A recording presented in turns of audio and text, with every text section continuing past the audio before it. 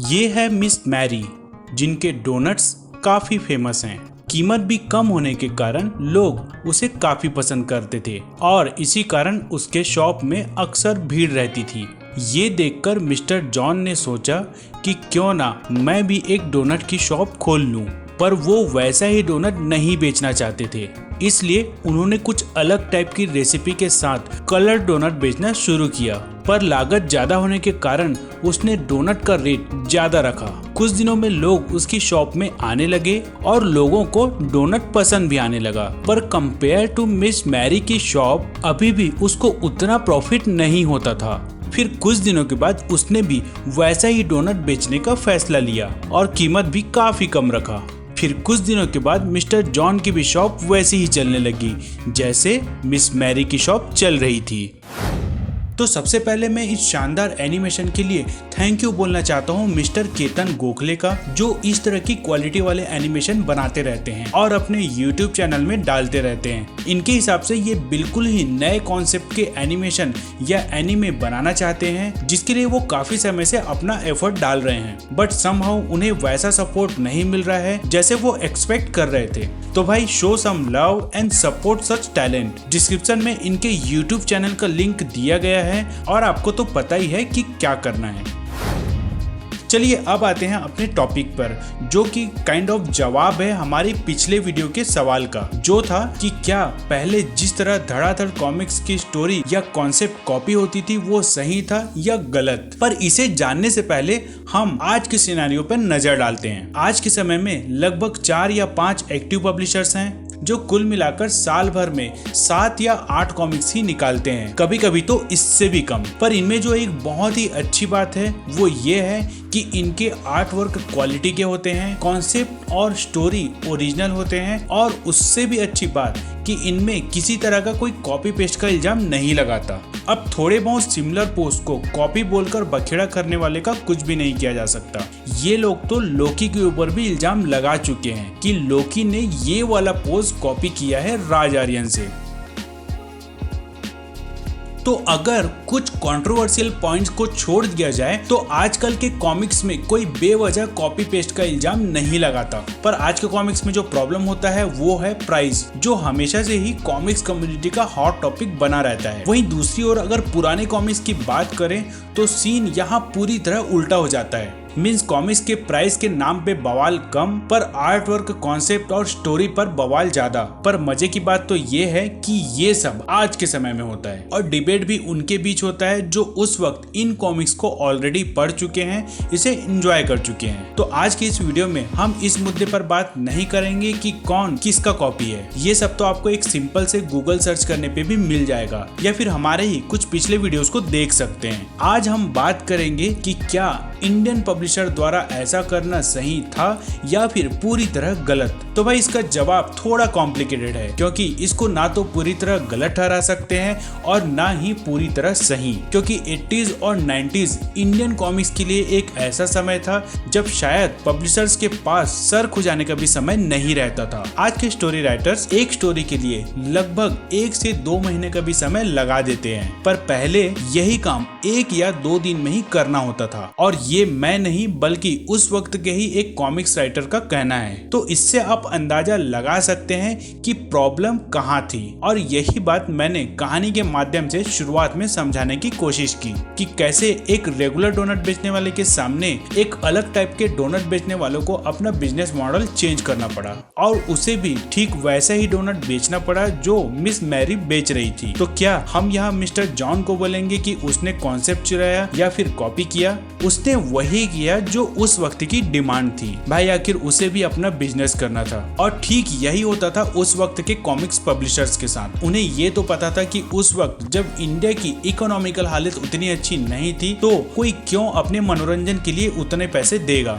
इसलिए रेट कम रखना उनकी मजबूरी होती थी। और कम रेट में बेचना तभी फायदेमंद होता था जब उसकी क्वांटिटी ज्यादा हो। फॉर्चुनेटली उस वक्त क्वांटिटी की कोई कमी नहीं थी। एक महीने में 15 से 20 लाख कॉपीज बड़े ही आराम से निकल जाती थी। और इसी जल्दबाजी के चक्कर में पब्लिशर्स राइटर्स को स्टोरी जल्दी जल्दी तैयार करने को बोलते थे ताकि आर्टिस्ट को ज्यादा समय मिले अच्छे आर्ट वर्क के लिए, क्योंकि आप स्टोरी तो कॉपी कर सकते हैं पर उसका आर्ट वर्क तो आपको बनाना ही होगा और वो तो टाइम कंज्यूमिंग होता ही है, भले ही आप सेम पोज या सिमिलर सीन्स बना रहे हो। ये तो पब्लिशर की तरफ से एक प्रेशर था। राइटर्स के दूसरे प्रॉब्लम ये भी होते थे कि उन्हें कंपेयर टू आर्टिस्ट कम पेमेंट मिलता था। एक और जहां आर्टिस्ट पर पेज चार्ज करता था, वहीं दूसरी ओर राइटर को पूरे स्टोरी का ही एक पेमेंट मिलता था और इसी कारण उन्हें एक साथ अलग अलग पब्लिशर्स के लिए कई कहानियां लिखना पड़ता था। और इन सारी प्रॉब्लम का एक ही सोल्यूशन था, कॉपी, जो कि हॉलीवुड मूवीज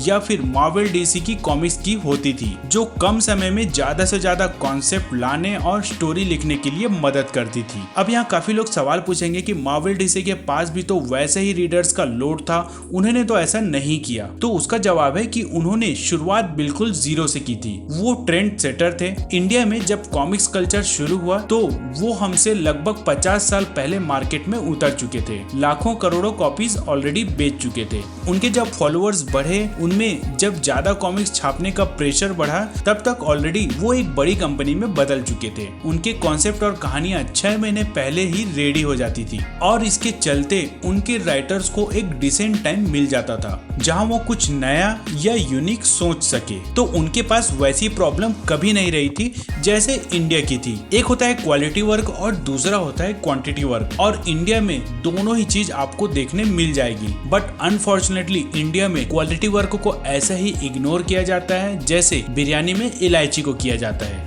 सोचो, अगर उस वक्त इंडियन पब्लिशर्स क्वालिटी वाली ओरिजिनल कॉमिक्स बनाती तो उसका भी वैसा ही हाल रहता जैसे आज के समय में इंडियन पब्लिशर्स का है। तो भाई, मौके का फायदा हर कोई उठाना चाहता है, इसलिए उन्होंने भी वही रास्ता चुना जो उस वक्त के बिजनेस के लिए सही था। तो आज के समय में इसे सही या गलत ठहराना, उन्हें ट्रोल करना शायद बहुत ही गलत है, और उससे भी गलत है 20 से 30 साल पुराने इशू को लेकर आज के कॉमिक्स इंडस्ट्रीज को जज करना। उन्हें शायद पता ही नहीं कि इंडियन कॉमिक्स इंडस्ट्रीज कितनी बदल चुकी है। वैसे पर्सनली मुझे ये फील होता है कि इंडिया में बाहर की हर पीली चीज को सोना समझने वालों की संख्या ज्यादा है, भले ही वो।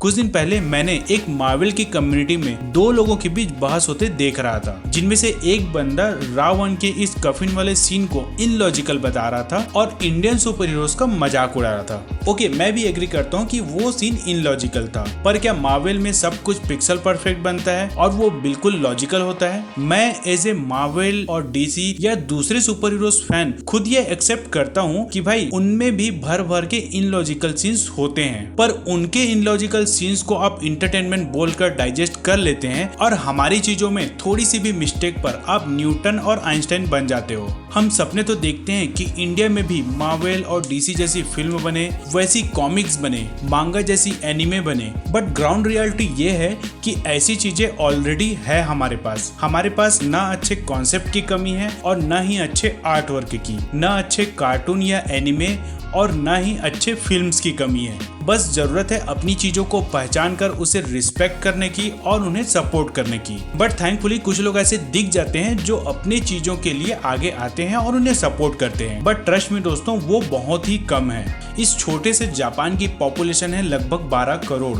इससे डबल पॉपुलेशन तो यूपी का है। पर इतने छोटे से देश का मांगा और एनिमे दुनिया भर में कितना फेमस है वो तो आपको पता ही है, और क्यों है इसका भी शायद आपको अंदाजा होगा, क्योंकि भाई वहाँ लोग अपनी चीजों का रिस्पेक्ट करते हैं, उनकी कमियां ढूंढने के बजाय उन्हें पॉजिटिव फीडबैक देते हैं। वो मार्वल, डीसी या जापान से बाहर की फिल्मों या कॉमिक्स को भी तवज्जो देते हैं, पर पहले अपनी चीज को, उसके बाद दूसरे। कोई भी अच्छी कॉमिक्स कंपनी केवल अच्छे स्टोरी और आर्ट वर्क से ही नहीं बनती, उन्हें अच्छे सपोर्ट की भी जरूरत होती है, जो इंडिया में थोड़ा मुश्किल होता है। अनटिल अनलेस आप अरबों खरबों लगाकर उसे बिल्कुल ग्लैमरस अंदाज में सेल ना करो। मैंने वन पंच मैन की एक पिछली वीडियो में इस कॉमिक्स के जर्नी के बारे में बताया था। क्या आपको लगता है कि ऐसी वेब कॉमिक्स अगर इंडिया में बनती तो क्या आज ये वर्ल्ड का one of the best anime series बन पाता? बिल्कुल नहीं। तो आज की इस वीडियो में मेरा मकसद कॉपी पेस्ट को डिफेंड करना तो बिल्कुल भी नहीं था। बस यही कहना था कि जो हो चुका वो अपना हिस्ट्री था, वो सब बीत चुका है। आज के समय में इंडियन कॉमिक्स इंडस्ट्रीज बदल चुका है, तो बजाय पुराने कॉपी पेस्ट की चीजों पे उलझे रहने के, come forward and support our own things. 135 crore की पॉपुलेशन वाली इस देश में 10% लोग भी अपनी चीजों को सपोर्ट करने लग गए तो क्या मांगा और क्या दिया, आई मीन डीसी। खैर ये तो मेरे विचार हैं, हो सकता है कुछ लोग अभी भी इससे एग्री ना करें, जिससे मुझे बहुत ज्यादा प्रॉब्लम नहीं है कि आफ्टर ऑल सबकी अपनी अपनी ओपिनियन होती है। तो अगर आपका ओपिनियन कुछ अलग है तो आप हमें कमेंट बॉक्स में कमेंट करके जरूर बताएं। अब बढ़ते हैं आगे और देखते हैं इस मुद्दे पर उनकी क्या राय है जो हमारे एंथोनी वाले वीडियो के गिव अवे कॉन्टेस्ट में हिस्सा लिया था। तो सबसे पहले तो मैं उन सबका धन्यवाद देता हूँ जो इस कॉन्टेस्ट में बढ़ चढ़कर हिस्सा लिया और अपने विचार रखे, जिनमें से लोगों के मिक्स रिस्पांस थे। कुछ लोगों ने इसे सही ठहराया तो कुछ लोगों ने गलत। वैसे तो इसका रिजल्ट हम कल शाम 7 बजे लाइव करेंगे। जितने भी लोगों ने पार्टिसिपेट किया है उनका लकी ड्रॉ निकालकर विनर्स की घोषणा की जाएगी। पर कुछ लोगों का एनालिसिस हमें पर्सनली काफी पसंद आया, जिनमें से हैं वैभव पांडे, जिनका भी मानना है कि अब हमें कॉपी पेस्ट वाली हिस्ट्री को फुल स्टॉप लगाकर आगे की सोचनी चाहिए, और साथ ही कुछ पॉइंट्स भी बताए कि हमें आगे कैसे स्टेप्स उठानी चाहिए। और लास्ट वाला पैराग्राफ जिसे वैभव जी ने तो खुद कंट्रोवर्शियल कहा है, पर वो कहीं ना कहीं एक फैक्ट है। हमारे एंथनी वाले वीडियो में जाकर आप इसे आराम से पढ़ सकते हैं। दूसरा तन्मय कुमार, जिनका मानना है कि इस तरह कॉपी पेस्ट करना पूरी तरह गलत था, क्योंकि इसी कॉपी पेस्ट के कारण आज वो खुलकर अपने कैरेक्टर को दुनिया के सामने लाने की हिम्मत नहीं कर पा रहे हैं, क्योंकि अगर वो ऐसा किए तो शायद कोई भी जिनकी ओरिजिनल फिल्म है वो कॉपीराइट क्लेम कर सकता है और फिर उसे ओरिजिनल साबित करना बहुत ही मुश्किल हो जाएगा। नेक्स्ट सार्थक बारवे बोलते हैं कि कॉपी पेस्ट करना तो गलत है, पर उस वक्त उनकी भी मजबूरी थी और इनका भी ओपिनियन कुछ वैसा ही है जैसे हमने अभी बताया।